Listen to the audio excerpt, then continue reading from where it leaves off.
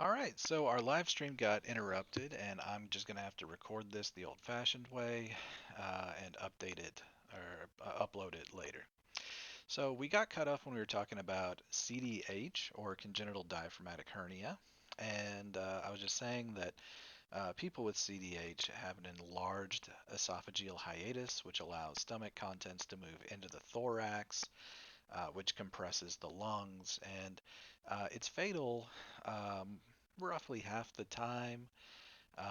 If they catch it with an ultrasound, then you can get in contact with a good surgeon who can improve your chances.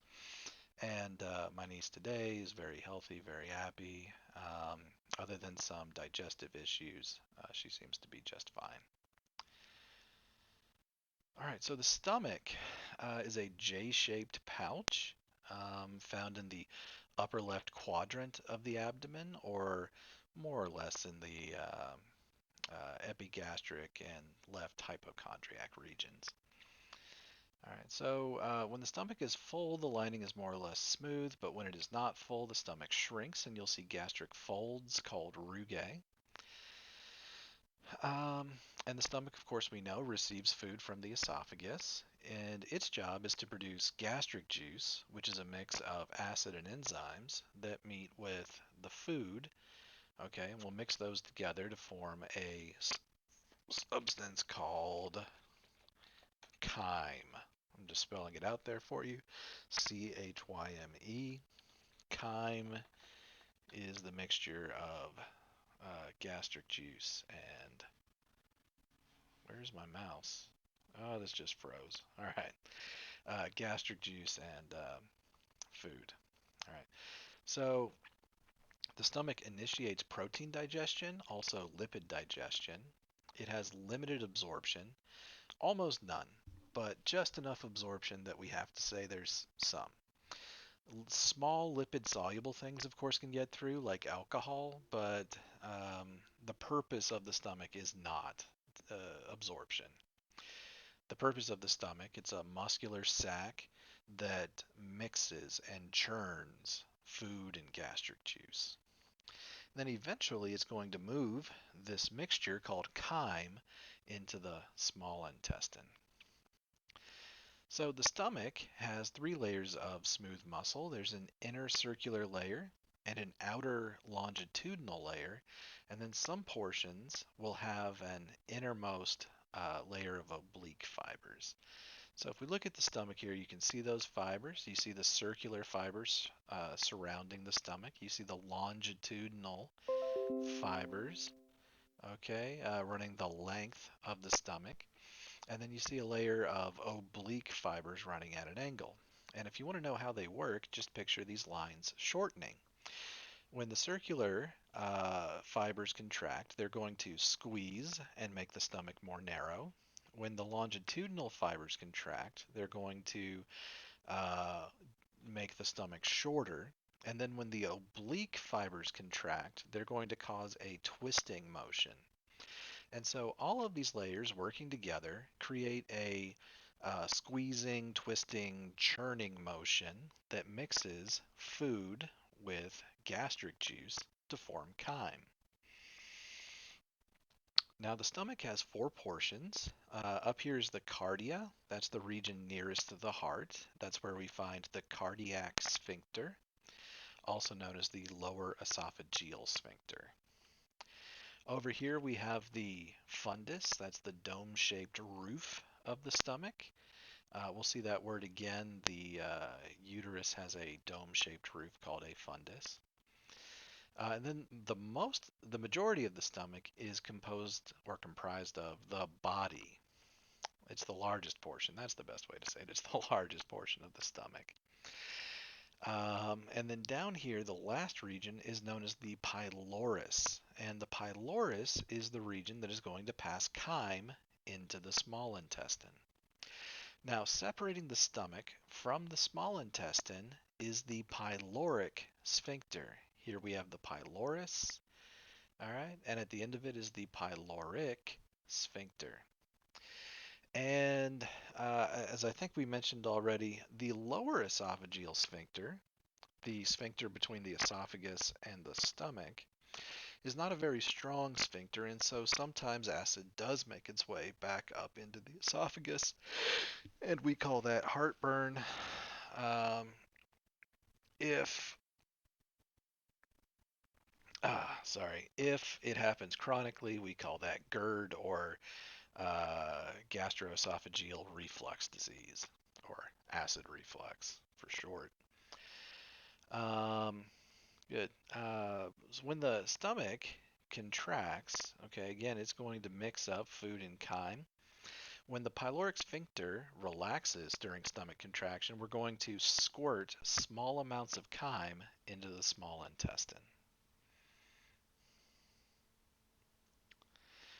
Here's a radiograph of the stomach. Again, you can see the fundus, the body, the pylorus. Over here would be the cardia. The really interesting thing that you can see in this image are the gastric folds here. When the stomach is empty, again, it decreases in size by kind of folding up. Gastric juice contains a number of things. All right, so we begin with pepsinogen. If you remember from the blood unit, we mentioned any protein that has a name ending in ogen means this is the inactive precursor form. We mentioned that with fibrinogen, which gets activated to form fibrin. So pepsinogen is the inactive form of pepsin, and it's produced by the chief cells, which we'll see in a second. Pepsin is a protein that breaks down other proteins. It's an enzyme that breaks down proteins into polypeptides or short chains of amino acids. We also have gastric lipase, which is going to break up fats. All right. And then we have hydrochloric acid or stomach acid, which is produced by the parietal cells. And then the acid converts pepsinogen into pepsin. In other words, the acid activates pepsin. We also have mucus cells that produce mucus, and that mucus is important. It lines the stomach and it protects the lining of the stomach, protects the cells there from the acid. All right, and then lastly, we have intrinsic factor, which is produced by the parietal cells, um, and it's useful in absorbing vitamin B12. So here you can see the lining of the stomach, and you can see that in it there are all of these pits. Now, if we take a side view of the pit, here you can see down deep in the pit you've got the chief cells. They produce the pepsinogen, which gets moved up toward the lumen of the stomach. The parietal cells are producing hydrochloric acid or stomach acid. All right, and they're going to move that up toward the lumen of the stomach. And then we also have the mucus cells, which are producing that mucus, which again lines the stomach and protects it from the acid. The stomach would digest itself without the mucus. Why is pepsinogen released in the inactive form? Why does it have to be activated? Well, if we released it down here, it would begin to digest the proteins on the surface of these cells. It would begin to break down these cells. The stomach would enzymatically digest itself. So we release the inactive form, which is moved up toward the lumen of the stomach, and then here, where it mixes with hydrochloric acid, then it will be activated and moved out to the lumen of the stomach. Okay? It prevents us from digesting the gastric pits with pepsinogen. All right. So before we move on, why don't you go ahead and take a moment to ask yourself, where does carbohydrate digestion begin? Where does lipid digestion begin? And where does protein digestion begin?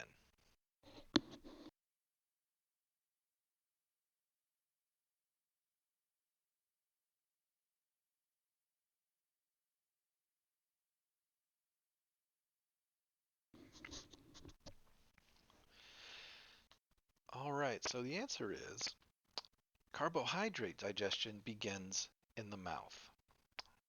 Salivary amylase is an enzyme that breaks down complex carbohydrates into smaller, simpler sugars. Gastric lipase is an enzyme in the stomach that breaks down fats.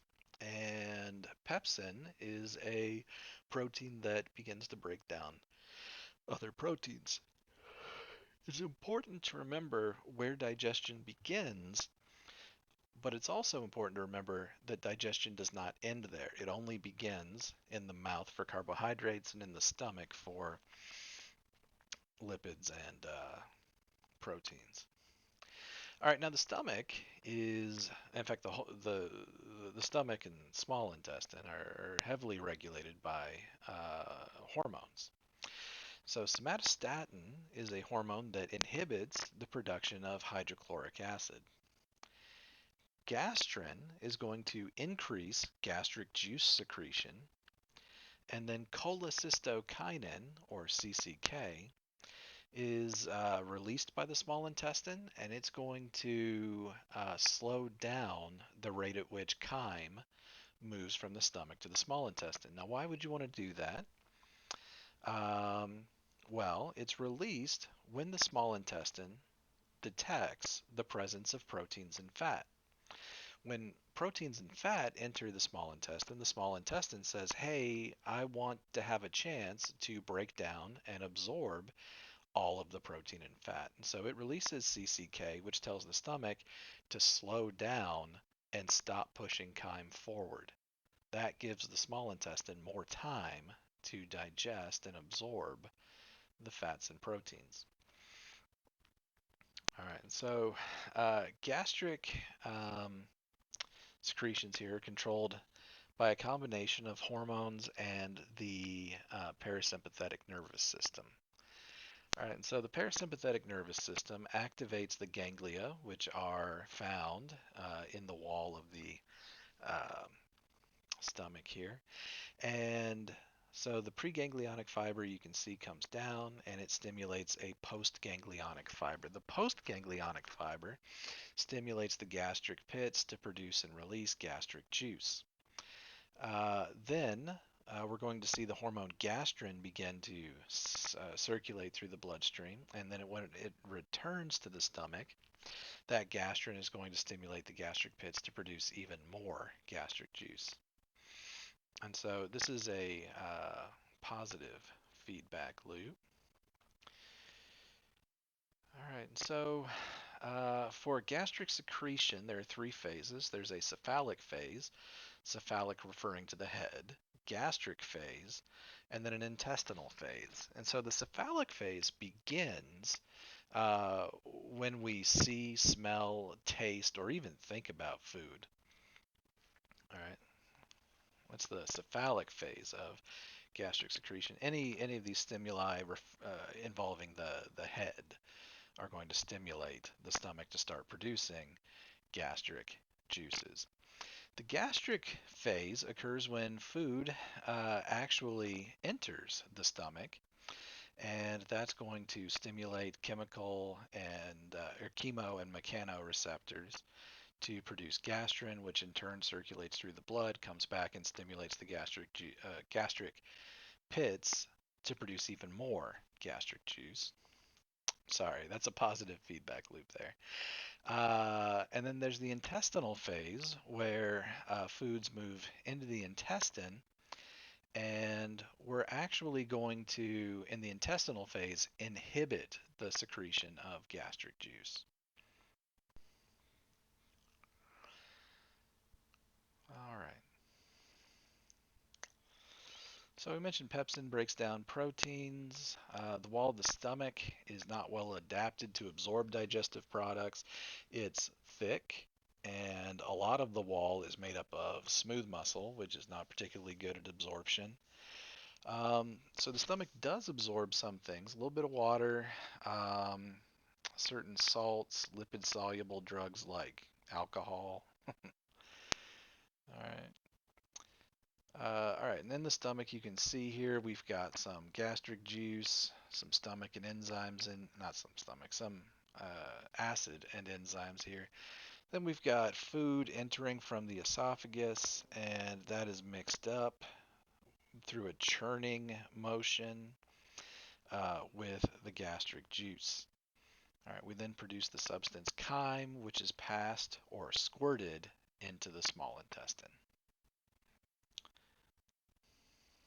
All right. So when the chyme starts to fill the duodenum, there are mechanoreceptors or stretch receptors here that initiate the enterogastric reflex. The enterogastric reflex is seen here. You can see the duodenum is stretching. That information is carried to the central nervous system over the vagus nerve. The autonomic nervous system, in turn, responds by sending signals over afferent fibers to the stomach and decreasing the motility of the stomach.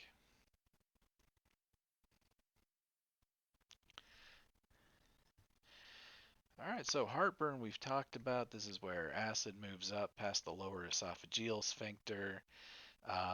You can treat it with antacids. Antacids are basically just bases that are going to neutralize stomach acid.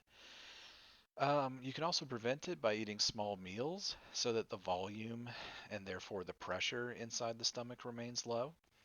Uh, Speaking of pressure, of course, if you are significantly overweight, that's going to put pressure on the stomach, which increases the movement of acid into the esophagus.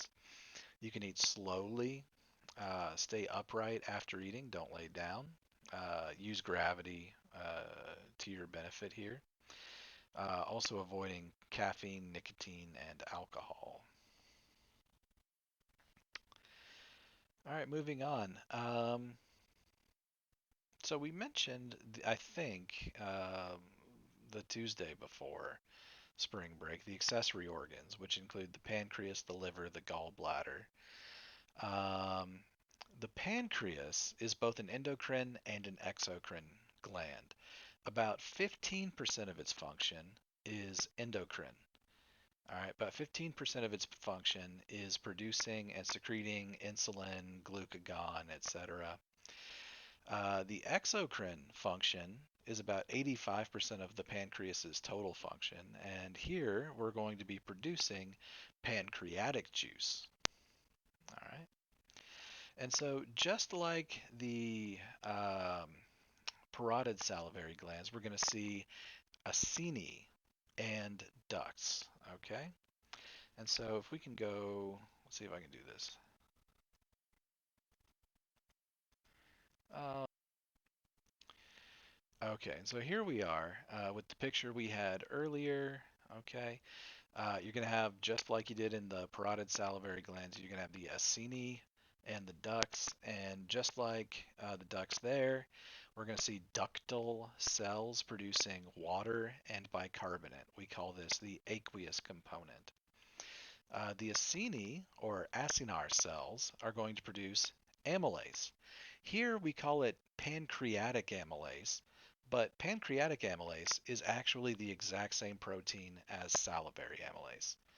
I'm not sure why people are so careful to differentiate between salivary and pancreatic amylase when in fact they are the exact same amylase, exact same protein.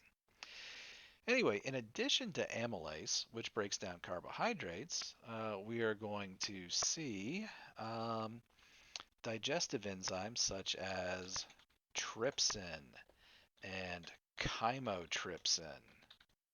Trypsin. And then both of these are going to break down proteins. Okay.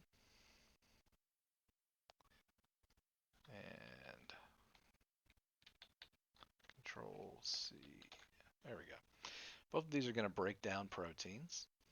All right. And they're both, trypsin and chymotrypsin, actually secreted in inactive forms. We have trypsinogen and chymotrypsinogen. They will both be secreted in inactive forms. Uh, good, good, good.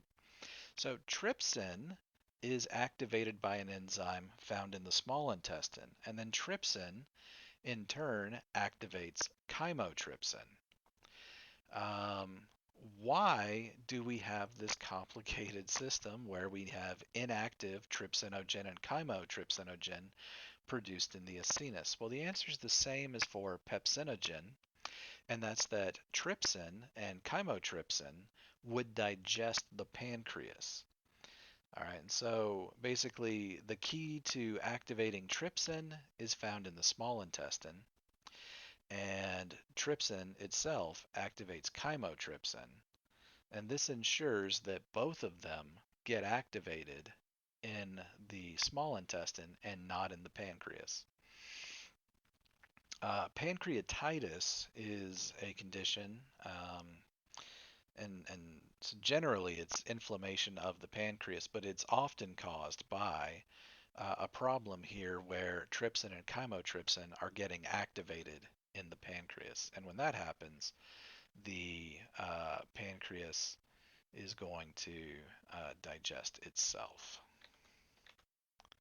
So let's make sure this is still recording me. Nope. All right, so back to the pancreas. All right, there's a large duct known as the pancreatic duct that joins with the common bile duct before emptying into the small intestine. The two of them join at a space called the hepatopancreatic ampulla, or the ampulla of Vater. The hepatopancreatic sphincter, also known as the sphincter of Oddi, surrounds the ampulla, and it's going to control the movement of bile and pancreatic juice into the duodenum. The bile is stored in the gallbladder and then passed to the small intestine through the common bile duct. Okay, and then that bile duct, as well as the pancreatic duct, are controlled by the hepatopancreatic sphincter, or sphincter of Oddi.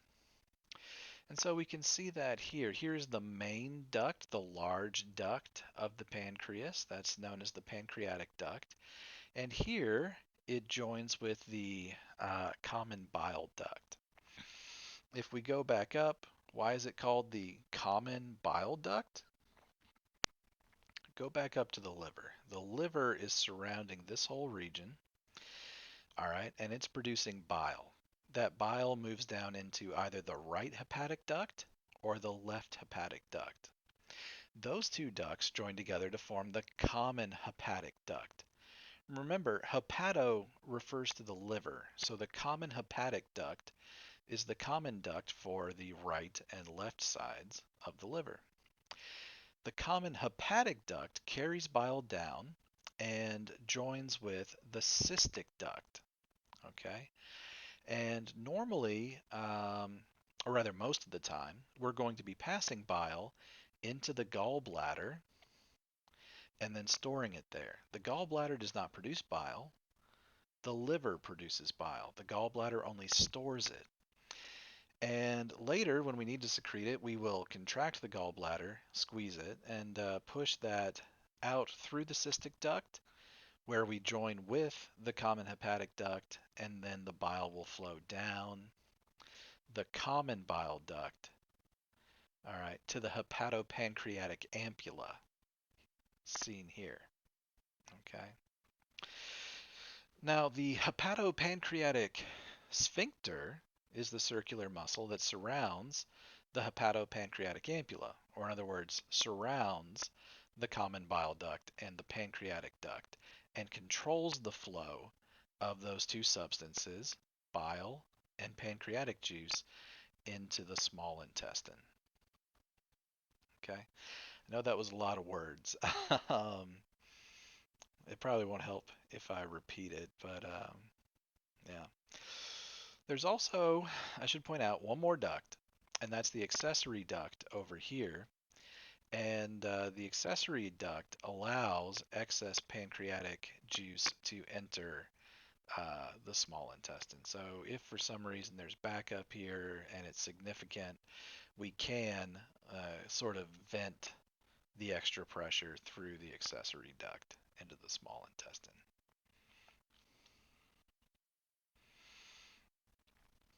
All right, so we mentioned pancreatic juice. We mentioned it contains the pancreatic amylase, which is actually the exact same as salivary amylase, breaking down starch and glycogen. Those are the complex carbohydrates, the main complex carbohydrates that we eat, and breaking them down into disaccharides. It also contains pancreatic lipase, which again, lipase breaks down lipids, and so we'll be breaking down fats, breaking down triglycerides into fats and glycerol. We have trypsin. We mentioned it digests proteins, and it is activated by another enzyme called enterokinase. And enterokinase is typically not freely floating around. It's bound to the membrane of cells, bound to the plasma membrane of cells in the small intestine. And so it's like a key that activates trypsin, and it's found in the small intestine. Under normal conditions, this protects us from activating trypsin, chymotrypsin, and carboxypeptidase in the pancreas. Now, once trypsin enters the small intestine and gets, I'm sorry, once trypsinogen enters the small intestine and gets activated, trypsin can then activate chymotrypsin and carboxypeptidase in the small intestine. Okay, again, ensuring that they don't digest the pancreas under normal conditions. All right. There are also nucleases that are going to break down nucleic acids, and the aqueous component, which produces bicarbonate ions, and that helps reduce, not reduce, or actually raise the pH of the chyme, because the chyme is going to have, in addition to all of the macromolecules, it's going to have stomach acid in it still, and so we need to raise the pH there so that we don't digest the intestines. All right. So here you see the regulation of pancreatic secretion. Here is the beginning of the duodenum. There's the pyloric sphincter. Chyme has entered the duodenum. All right. The intestinal mucosa release a protein called secretin into the bloodstream, which circulates around, and then it stimulates the pancreatic juice to flow. Secretin will stimulate the aqueous component to flow from ductal cells. Now, when we increase the flow of when we increase the flow of the aqueous component, we will also bring with it um, digestive enzymes. All right. Now, there's another hormone here. We mentioned CCK before, and CCK slows down gastric motility, slows down the movement of chyme from the stomach into the small intestine. It's also going to stimulate the acinar cells to produce more pancreatic enzyme. So secretin is responsible for the aqueous component, and then CCK stimulates the production of digestive enzymes in the acinus. And the two of these together produce what we know as pancreatic juice. All right, so moving on, we've got the liver, which is the largest internal organ, and it's found in the upper right abdominal quadrant. It actually stretches across basically the entire abdomen, but the largest portion of it is found on the right. It's reddish brown. It's got a lot of blood vessels. We've talked about blood flow through the liver before. There are four lobes. There's a large right lobe and a large left lobe. But if you look inferiorly, there's also a caudate lobe posteriorly, and then anteriorly, there's a small quadrate lobe here. From the front, you can't really see them, but from below, you can see the quadrate lobe and the caudate lobe. All right, caudate lobe is posterior or toward the tail. In fact, the word caudal means toward the tail. Humans, of course, no longer have a tail, but our vestigial tail is the coccyx. All right.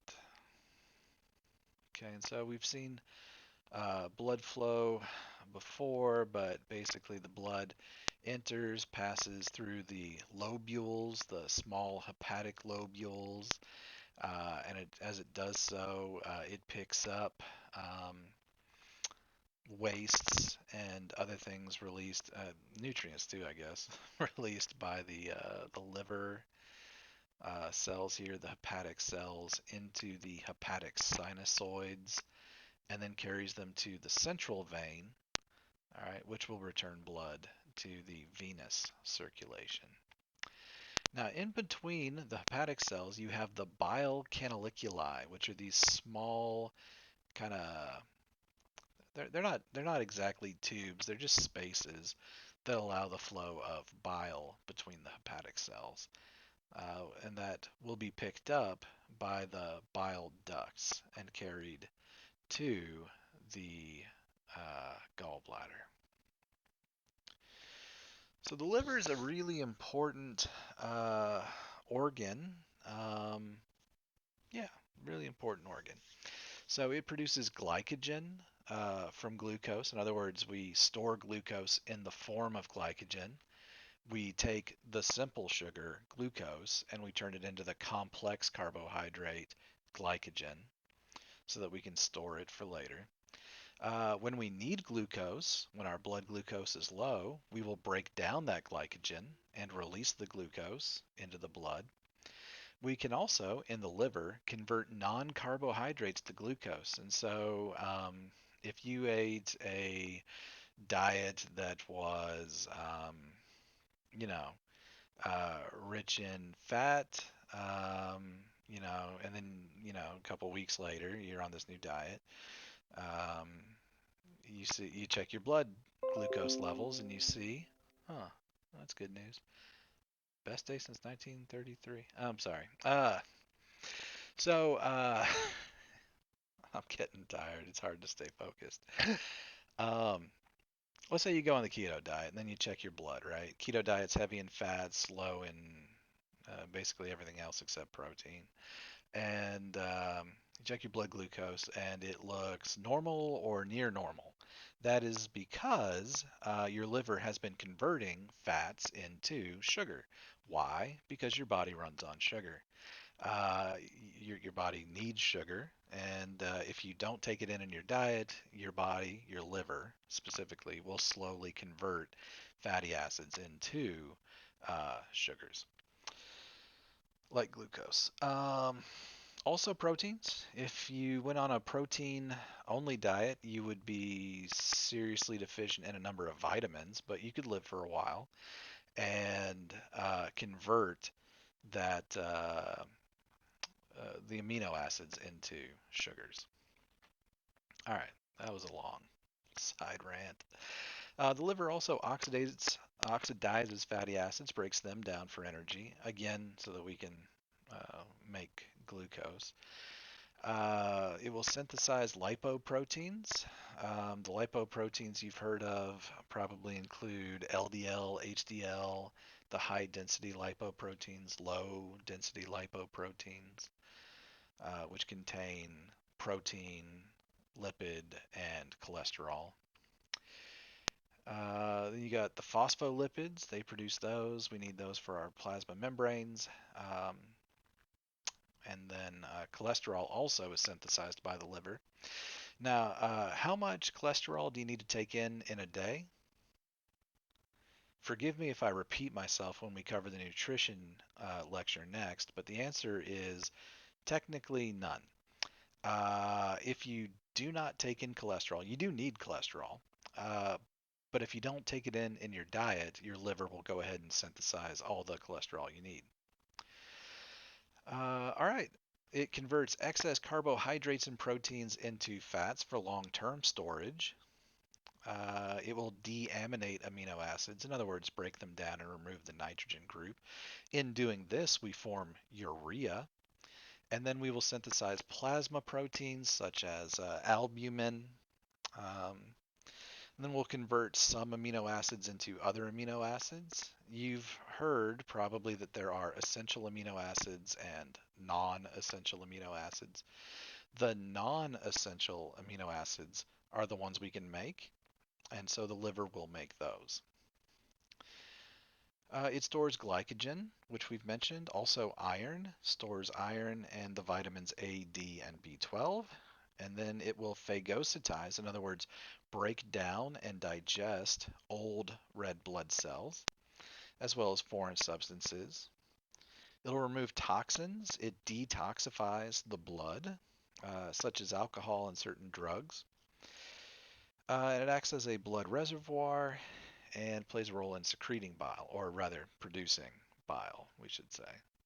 The gallbladder really is responsible for secreting bile into the small intestine. All right, so let's go ahead and take a break here.